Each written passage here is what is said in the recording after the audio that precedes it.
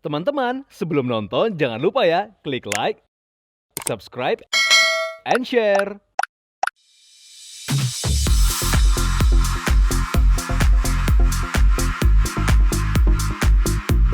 Manusia dan hobi tentu menjadi hal yang tak terpisahkan. Dalam program People and Hobbies kali ini kami akan mengulas selebritis, selebgram, public figure, komunitas, ataupun individu yang memiliki hobi unik, lucu, dan tentu saja menginspirasi. Siapa saja mereka dan apa saja kegiatan yang dilakukannya? Temukan jawabannya hanya di People and Hobbies.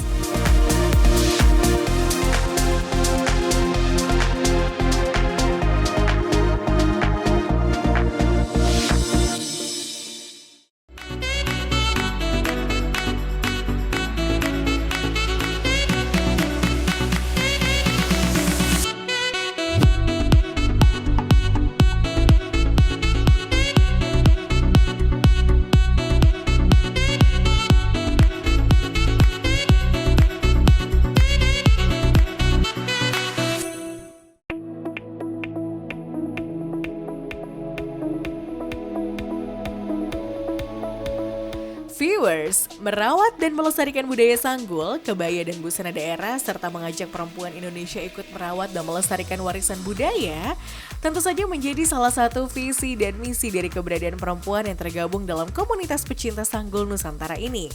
Kali ini kita akan berkenalan dengan para perempuan cantik ini yang begitu konsisten menjaga dan melestarikan warisan Nusantara. Salah satunya adalah Sanggul Nusantara. Seperti apa keseruan dari kegiatan mereka ya? Yuk kita ikuti!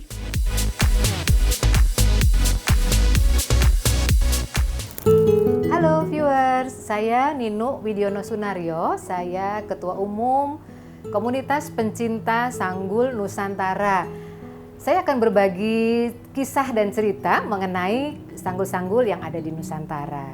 Ini saya kasih lihat ya, ini koleksi-koleksi sanggul Nusantara yang saya miliki. Di antaranya ini ada sanggul yang kita sebut biasanya ukel konde dari Solo, kemudian ini bangun tula, ini juga biasa digunakan dari Solo.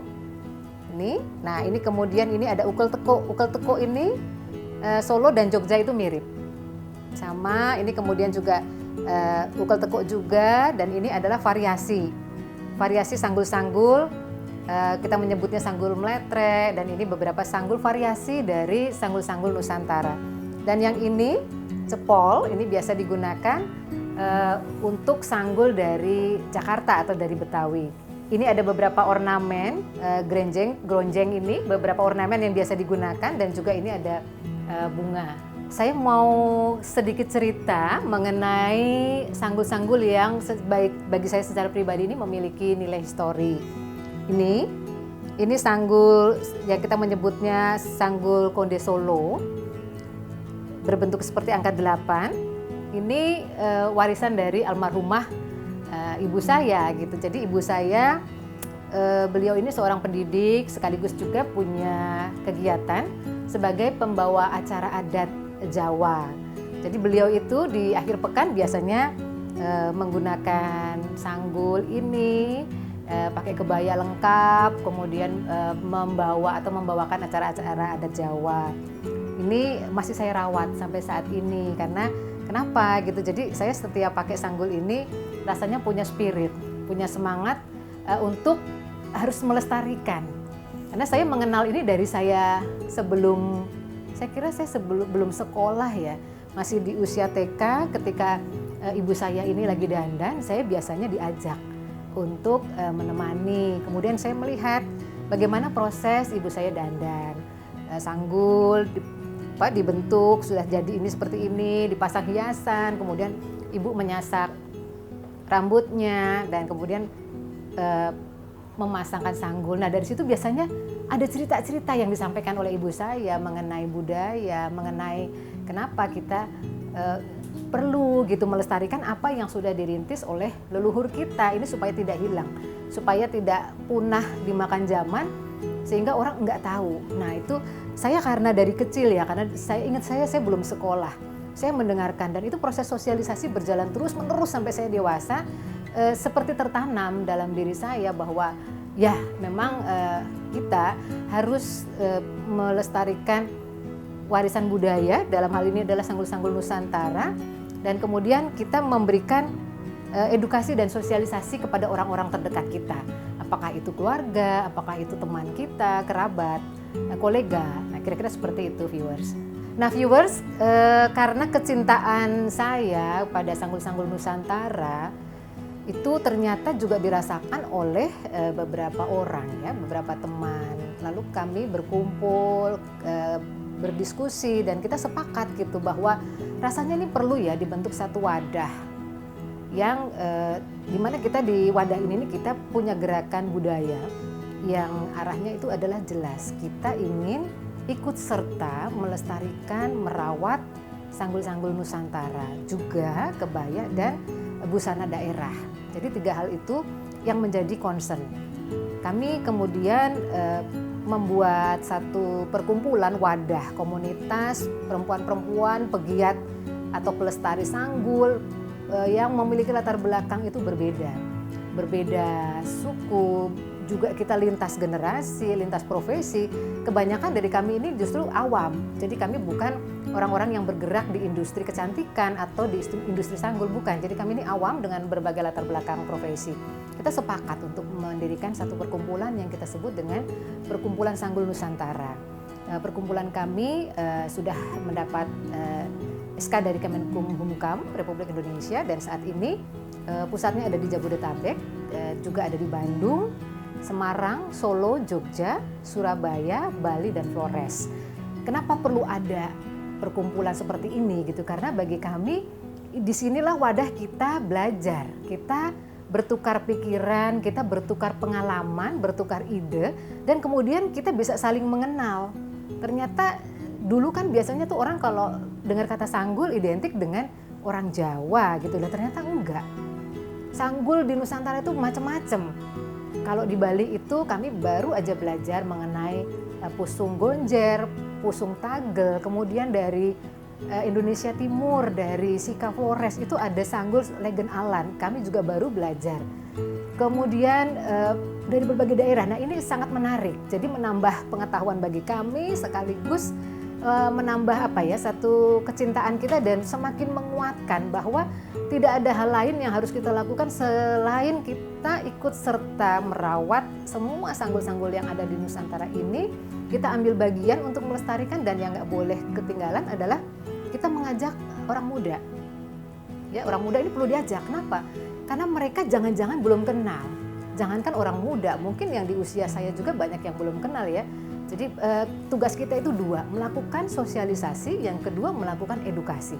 Dengan kita melakukan 2 hal itu, saya yakin sekali bahwa keberadaan Sanggul Nusantara ini bisa kita pertahankan. Karena semua mengandung nilai-nilai yang sangat baik, mengandung nilai-nilai filosofi yang apabila kita pelajari itu akan menambah wawasan kita, menambah kecintaan kita pada negeri ini. Ya, nah viewers, berbicara mengenai sanggul itu tidak terlepas dari ornamen ya. Ini di sini nih beberapa koleksi saya. Ini biasa digunakan pada saat saya menggunakan sanggul Bali, biasanya pusung tagel. Jadi pakai cemoro, itu diukel, kemudian ini di atasnya pernak-pernik yang keemasan ini. Kira-kira seperti itu, pusung tagel dari Bali. Ya viewers, kadang-kadang kita bertanya ya, sebetulnya repot nggak sih? Sanggulan itu repot nggak sih? Nah, yang kedua, selain repot, kira-kira perawatannya seperti apa ya gitu. Nah, saya menyampaikan hal ini karena ini adalah satu pengalaman yang saya dapatkan dari ibu saya gitu. Biasanya turun temurun ya, lalu saya cerita. Jadi kalau ibu saya biasanya itu setelah beliau mengenakan sanggul, selesai itu biasanya diangin-anginkan saja. Jadi prosesnya diangin-anginkan saja sampai, karena mungkin kan ada keringet ya kalau biasa digunakan. Nah, setelah sudah kering biasanya dielap pakai lap bersih, kemudian dimasukkan di dalam kotak. Jadi ibu saya tuh punya berbagai macam kotak untuk menyimpan sanggul. Kenapa harus di dalam kotak? Ini supaya bentuknya tidak berubah.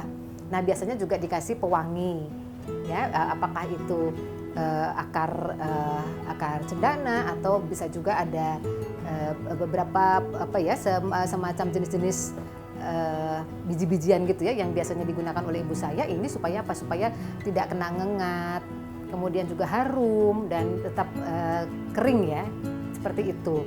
Lalu kadang-kadang orang juga bertanya-tanya, kalau pakai sanggulan rambut bisa rusak nggak sih gitu. Nah, sebetulnya kita ini sudah diberi banyak sekali ya di sekeliling kita ini perawatan-perawatan tradisional mengenai rambut. Jadi biasanya setelah kita mengenakan sanggul, sebelum rambut dicuci bersih, kita kasih minyak cem-ceman gitu ya. Kita kasih minyak cem-ceman ini juga untuk apa?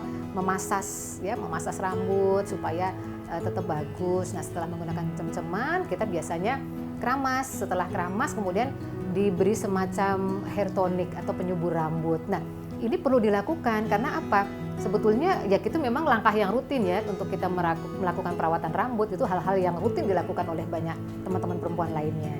Nah viewers, ini tadi cerita tentang sanggul ya. Sebentar lagi saya akan ajak viewers untuk mengikuti acara dari komunitas pencinta sanggul Nusantara. Kami sedang mengajak adik-adik milenial dan Gen Z untuk mengenal sanggul. Nah, sanggul yang kami perkenalkan ini adalah sanggul cepol Betawi. Jadi kita akan punya acara yang namanya None Punye Gaye. Nah, di situ adik-adik milenial, adik-adik Gen Z itu akan diajarkan mengenai cara memasang sanggul cepol. Ternyata simpel sekali. Ikutin ya.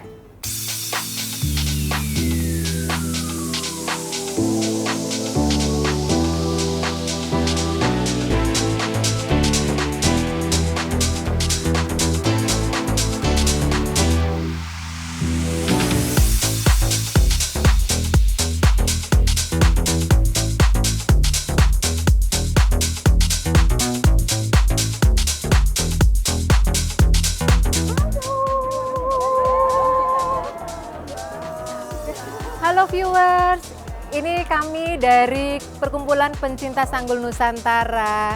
Hai.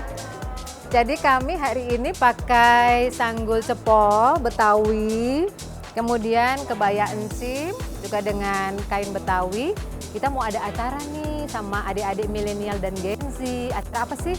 Acara None Punye Gaye di Galeri Indonesia Kaya. Yuk, ikut yuk. Dah.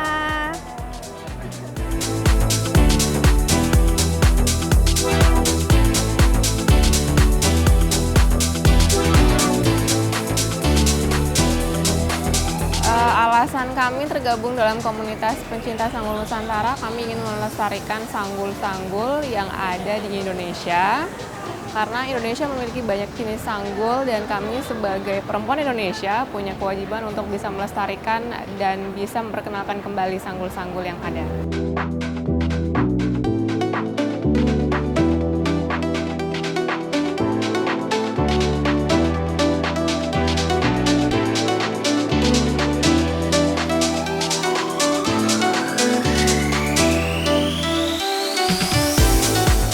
Alasan untuk bergabung di PSN ini, alasan utamanya adalah karena kita sangat mencintai sekali untuk sanggul-sanggul Nusantara. Khususnya sanggul yang ada di Indonesia ini banyak sekali dan itu yang perlu kita harus lestarikan bersama. Itu ya betul. Silakan Selain Rita. itu kita juga bisa mengeksplor kostum, kan sanggul selalu berpasangan dengan kostumnya. Sementara kan di Indonesia, budaya Indonesia itu sangat kaya sehingga kita memiliki banyak sekali variasi sanggul dan kostum atau wastra Nusantara. Mbak Sinda, Ada lagi yang ditambahin, Eda? saya kira cukup. Yang penting itu tetap pertahankan budaya Nusantara.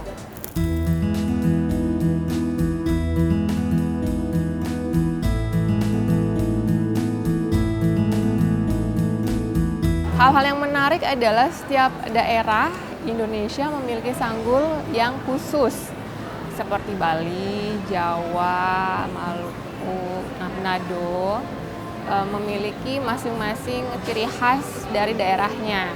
Jadi kita sangat bangga untuk memperkenalkan kembali kepada remaja-remaja putri yang dimana zaman sekarang ini agak susah untuk bisa mengikuti arus perkembangan zaman ya. Karena kita masih sangat banyak sekali orang-orang yang kurang mengenal sanggul dan kita punya kewajiban untuk bisa memperkenalkan kembali.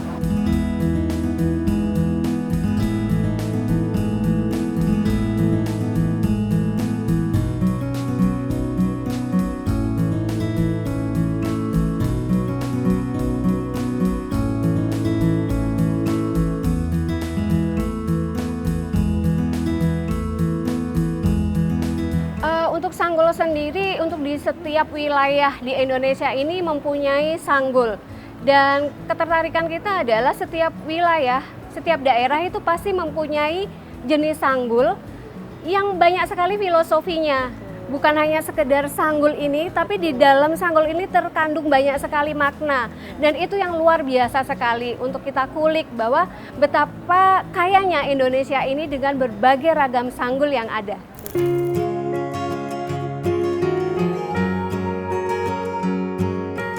Saya sendiri bergabung karena memang saya mencintai busana dan aneka sanggul Nusantara. Kalau saya juga mungkin bergabung di komunitas ini karena juga melihat betapa cantik-cantiknya mereka yang menggunakan kebaya daerah dan sekian banyak di Nusantara ini.